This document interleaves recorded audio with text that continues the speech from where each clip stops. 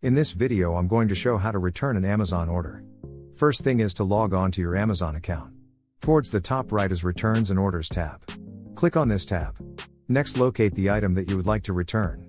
As you can see, each item has an eligibility return time period. The item has to be returned before this cutoff date. Next to the item you will see the Return or Replace Items tab. Click on this tab. The next screen will give you option to pick one or more items to return. In this example we will be only returning this one item. We also have to provide a reason for the return. Pick the most appropriate return reason.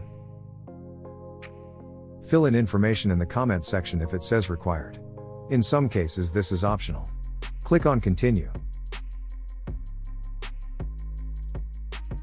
The next screen will give you a few options like replace with another item or refund.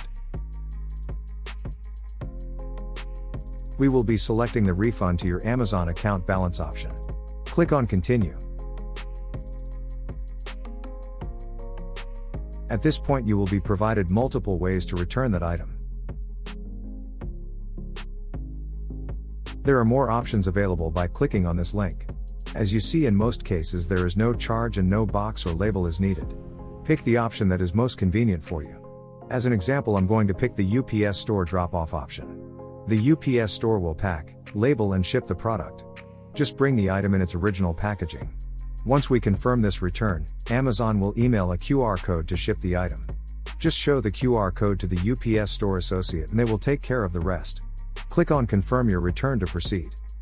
This is the return summary page. The return code is emailed to you.